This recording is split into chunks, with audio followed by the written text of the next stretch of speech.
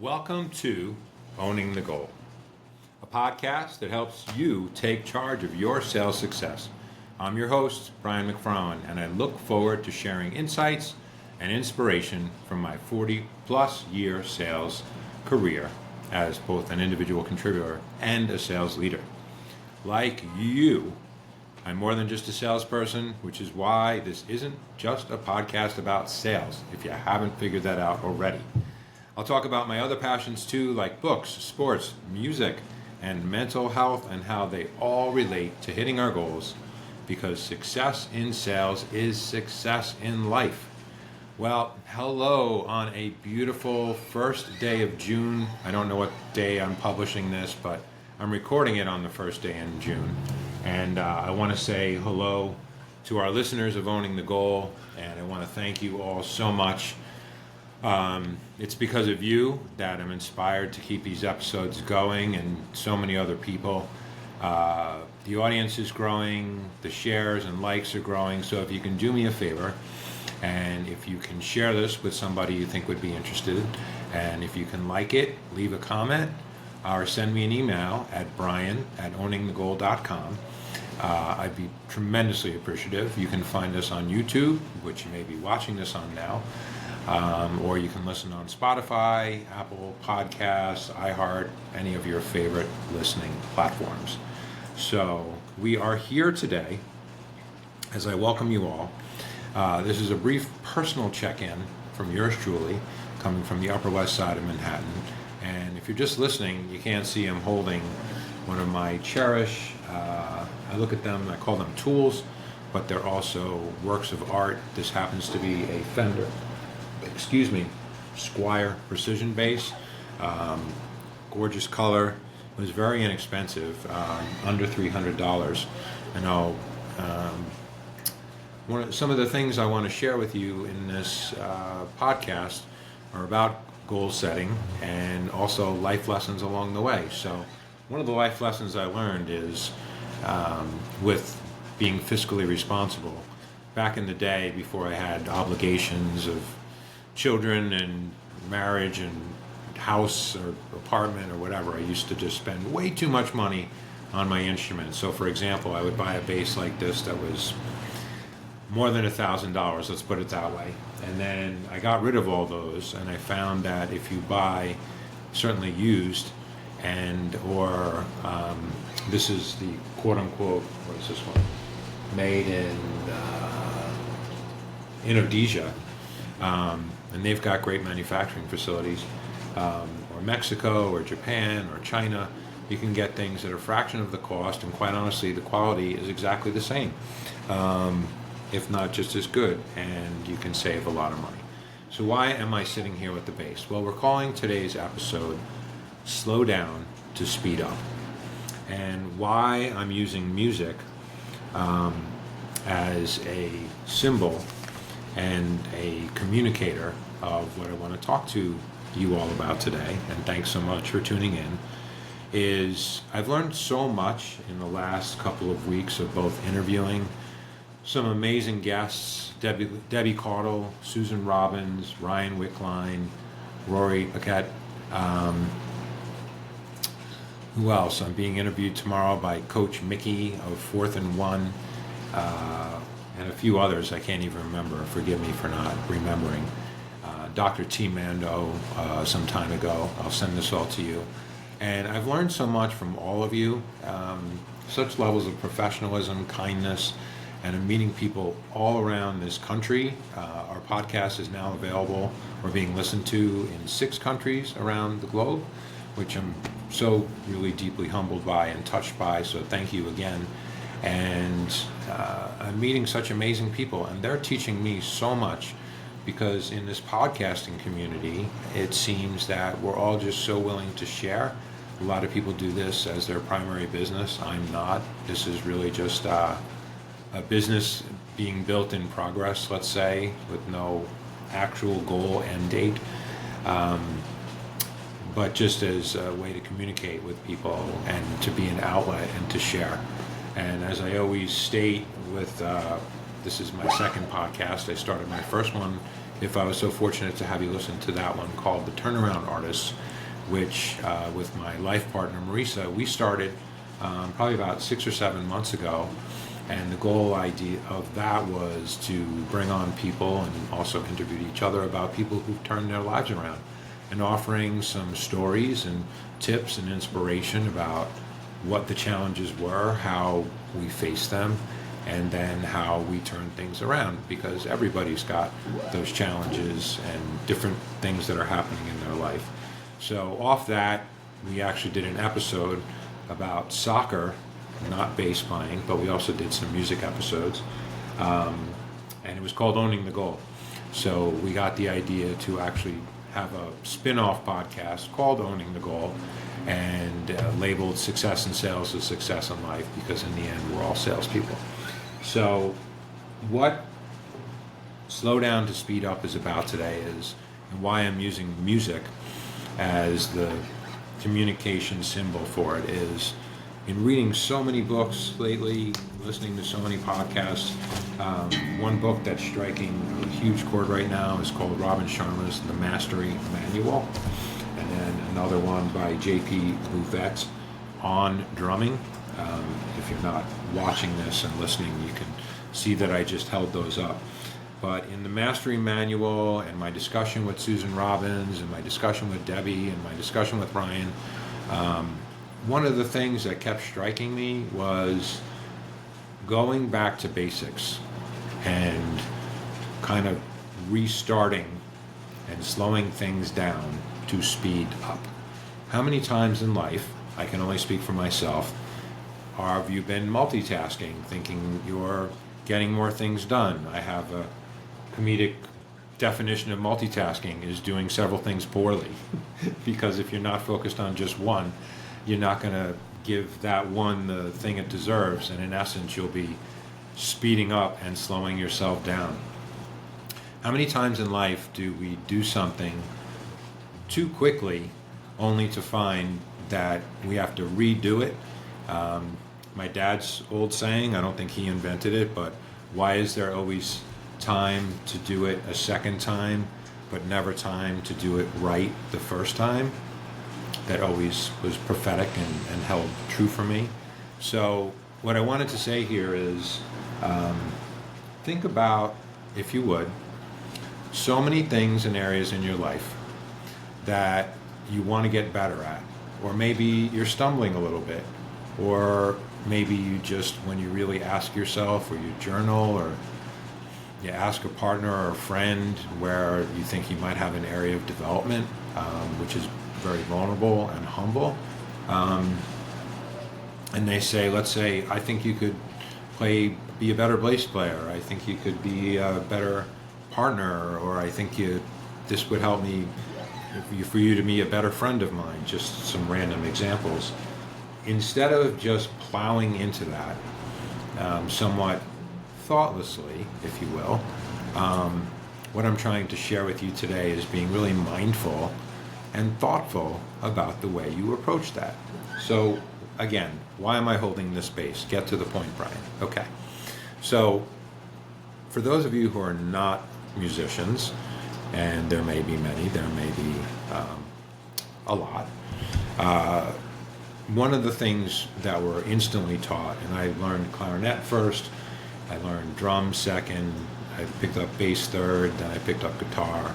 I've been dabbling with piano. I haven't worked on my vocals yet. Anyone who's listened to me potentially painfully singing or trying to sing is aware that that's an area of development for me. All those things in music, that when we're given a piece of music, let's say you don't necessarily go and play it at the speed in which it's supposed to be played on a sheet of music if you're not familiar with it, so dumbing it down if you will. If you are a musician, forgive. At the top it will say tempo and beats per minute, and that's just the number of times, number of beats that are in a minute. So for example, the song I just played is, I'm just going to play on the metronome, I hope you can hear it.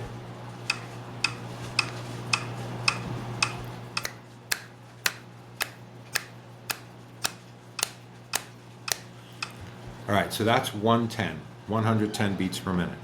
So when I have played that song live, and I've played it with several bands, I'll get the metronome to keep me honest here.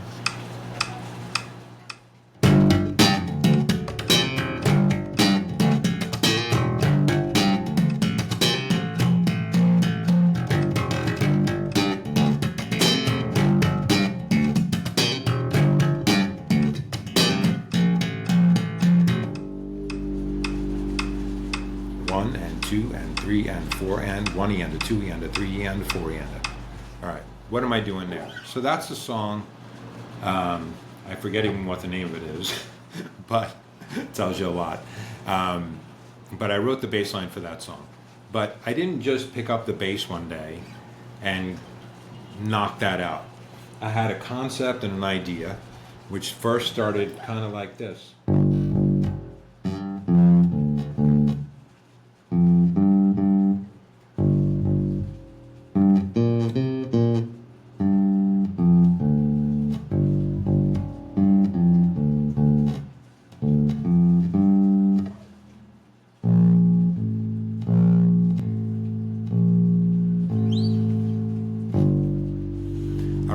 So let's dial that back for a second.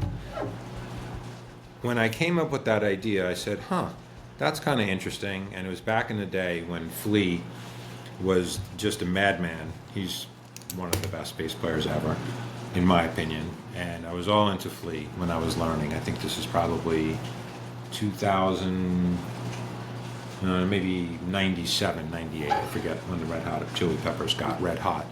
And it was all I had to learn from my bass teacher at the time, slapping. So slapping, and again, I'm going to get to the point here, but slapping basically is as simple as you're playing, in this point I'm playing a G, and then on a bass, it's kind of simpler than a guitar, but it's if you go up two strings across the neck and then two strings up the neck, so the same note is just an octave up. So an easy way to slap is to, with your thumb, go instead of, so we go.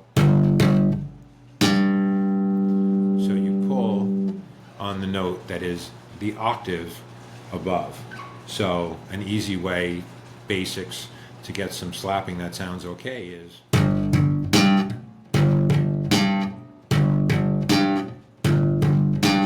and then you can put other little flavors into it. But you see how slow and methodically I'm building this, right? I'm not going, that didn't just pop out of my hands. So all of a sudden,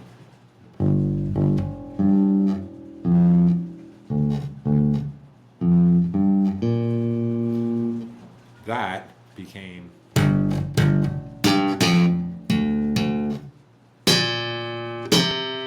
and there's all sorts of things you can do what we call in these boxes.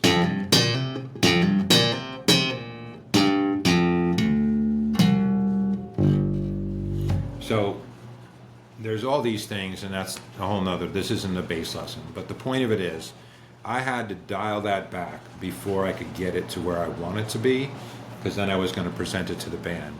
So let me bring back the metronome to 80. 2, 3, 4. I'll tell you right now, that was way faster than I learned it at. So this does have a point to it. So let's say I bring it back what some might consider painfully slow. 2 and 3 and 4 and 1 and 2 and 3 and 4.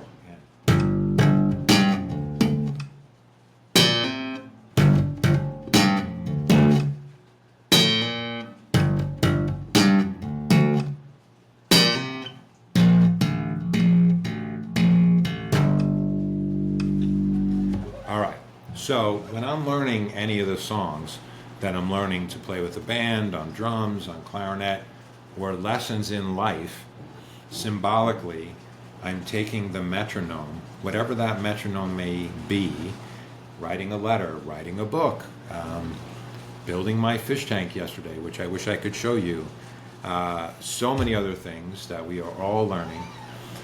Learning to ride a bike, you don't just start riding in the Tour de France, right? sometimes have training wheels. You have your parents help you. You start off slow, and then you go faster. So let's just look at this in real time. So there was 60. To be honest, otherwise this would be a 2-hour episode. I would actually probably go up to 62 or 65 or one beat at a time. So now I'll take this up to 70, right? 3 and 4 and.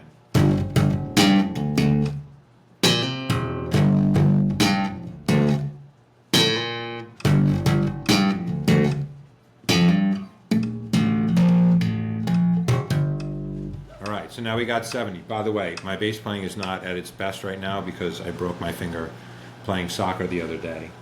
Talk about a sport you had to slow down to speed up. You always see soccer players just like kicking the ball slowly to each other, even if they're professionals, right? So another great example of slowing down to speed up. So forgive my off playing.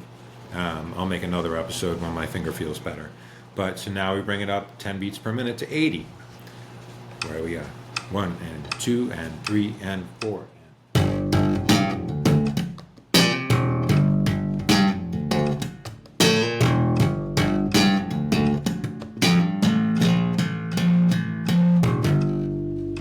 There's 80. Now, if you're watching or listening, you can hearing now that I'm getting a little bit more with it, and I warmed up before I performed, got ready to record with you out of respect to our listeners. You're hearing that I'm putting some little nuances in there. So as things are building and we have different tempos, it's accelerating. So honestly, when I built this bass line, I'm doing it right now for you 60, 70, 80. We're going to get up to 110. But I probably worked on this for 2 months, every day, every single day, to go from 50 to 110. 52 one day, 54 one day. Oh, backwards, it's not good enough. Oh, who's the drummer? Let me do this. So now we're just at 80. So let's go to 90. I'll get there, I promise. 2 and 3 and 4 and.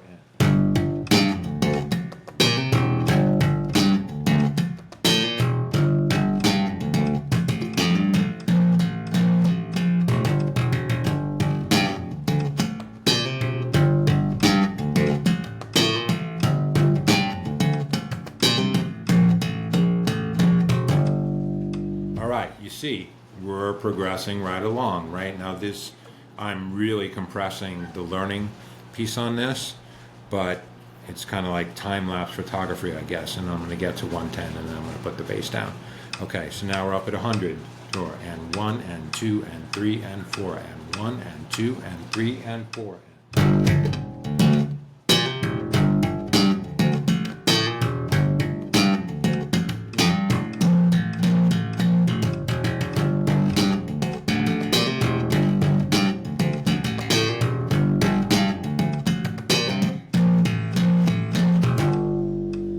Sorry for a whole bunch of mistakes in there. So, see, again, if my finger wasn't all smashed up and I was not bringing this to you, the listener, I would actually be dialing back and saying you didn't do that well enough. So now we're at 100. All right, so now we go for the finale. 110 is what I started with you. We went back to 60, 70, 80, 90, 100, 110. Again, that could take me weeks, days, months, many, many, many hours. Like Malcolm Gladwell's book, 10,000 Hours. Believe that. I'm sort of a believer in that. That's what gets us here. So now we're at 110. And 1 and 2 and 3 and...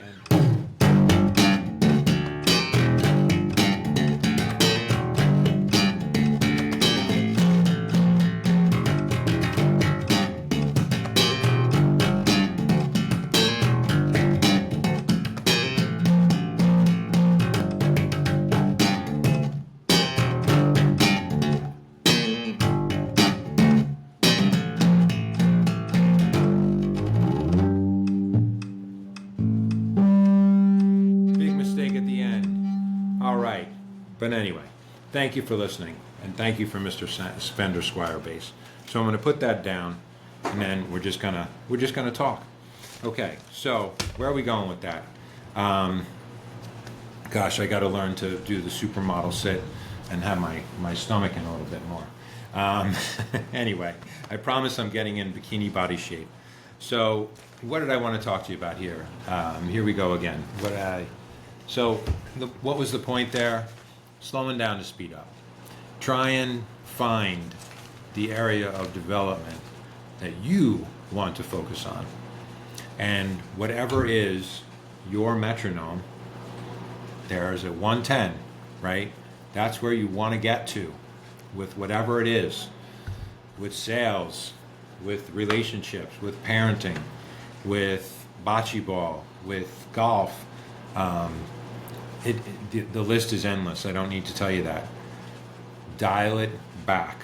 Whatever that is, get a great coach. Watch YouTube videos. The list of ways you can learn things. Become a lifelong learner. Read things like Robin Sharma's The Mastery Manual. Read Rory's book, The 5% Diet. Simple, basic stuff. You want to know how to lose weight, and I did this with my life partner this morning. Take away 5% of what's on your plate at every meal. Do that each day for a week. Weigh yourself at the end of the week. You have eliminated 5% of calories that you've consumed that week. Really simple stuff, right? Take small steps. As Lisa Aris, who's walking across the country, bless her. Thank you so much for being on the show twice, Lisa. We want to have you again. As the Australians taught me, chunk it down. Chunk it down. Make it into small pieces that are digestible for you so that you can do them daily. Build that neural pathway. As Debbie Caudle says, when you plant your garden, right, and it's all special and beautiful and all the flowers are growing, make sure those paths between the garden, don't let the weeds grow. Like, pick them out, plant the flowers, make everything beautiful in the way that you want to be, and embrace that garden for its beauty every single day, and just put a little work into it, just a little bit of work. When I got my kids going on piano and eventually guitar, we had a little board, a whiteboard up, and we made it a little contest, right? It's hard to get your kids to practice music. It was hard to get me to practice music. Well, not really. I just loved it so much. But it was a little contest. The minimum was 5 minutes every day, and they had to do at least 6 days a week, and they got into a competition with each other. And I tell you, instead of practicing, every teacher will tell you 50 minutes one day a week versus 5 minutes every single day, which if you do it 6 days a week, that's only 30 minutes. The level of acceleration just by doing something with daily frequency. What are those daily habits that you can build? Robin Sharma said it way better than me. This is going to be another episode. Small daily acts of greatness. SDAG, right? Great quote here. If you improve your health or your relationships or your professional knowledge just 1% each day, after 1 month, this will be a 30% increase. After 1 year, this will amount to a 365% increase, right? This is not Brian McFarland telling you. This is not Owning the Goal telling you. These are super smart, successful people passing on wisdom that they were taught by someone else, who are lifelong learners that are then passing that wisdom on to all of us. These books are inexpensive. They're all over the web. Obviously, you can get them for free. But that one that I read, just about 1% every day. So now, when I wake up in the morning, I have so much to learn and grow. I want to live well over 100, and I'm at 57, so I got 50 plus years to go. Every single day, if I can just do something that makes me 1% better, at this time, June 1st, 2026, I will be 365% better at doing that. Just think of that small investment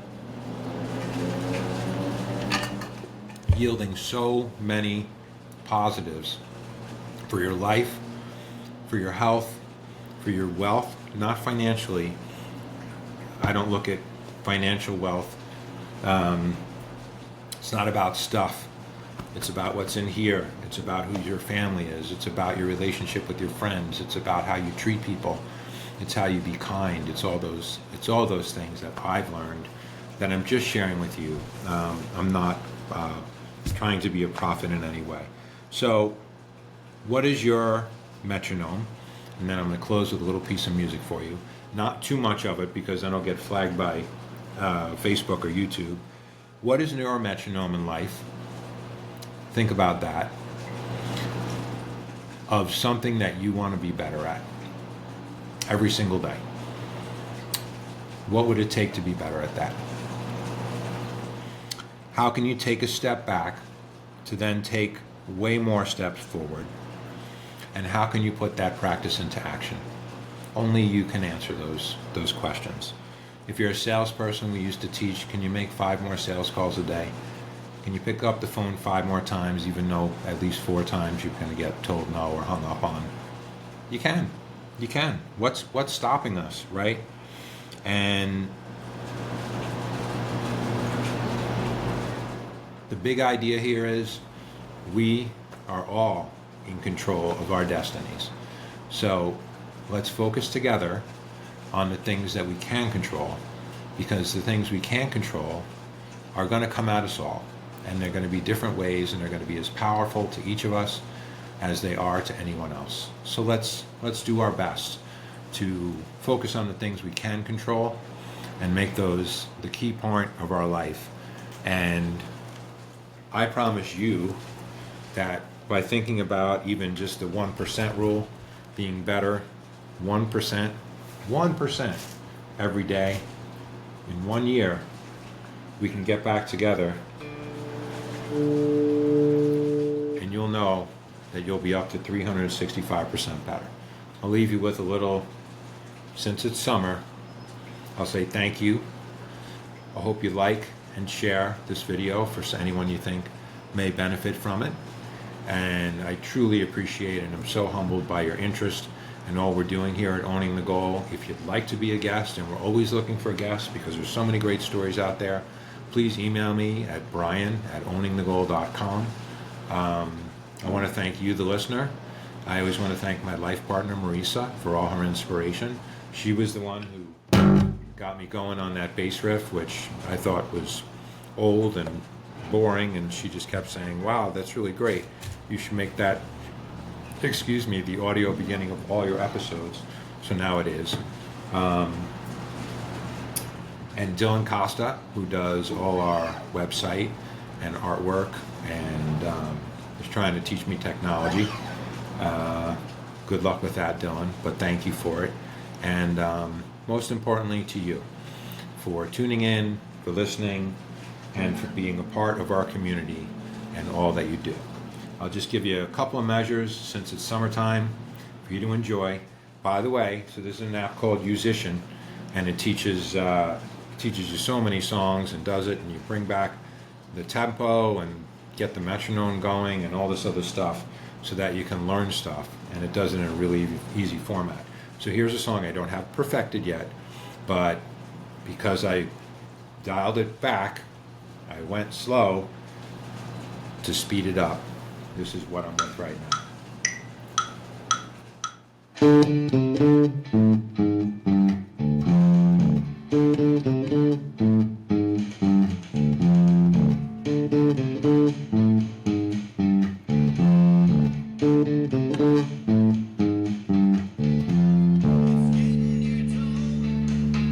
Stop. If I play any more, I'm going to get sacked by YouTube, because I think that was 15 seconds. So that's what I'm allowed to do. So I'll lead you out. This was the closing song. Marisa and I always used to do the notes with a song I wrote called Lottery with another band of mine. And I hope you win your personal lottery by slowing down to speed it up.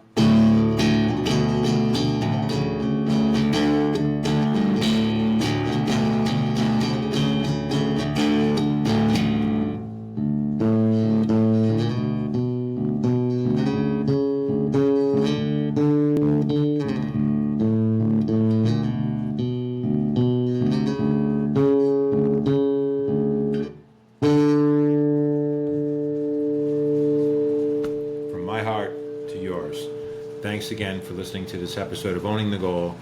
I hope you own all your goals and all your dreams become reality through your hard work.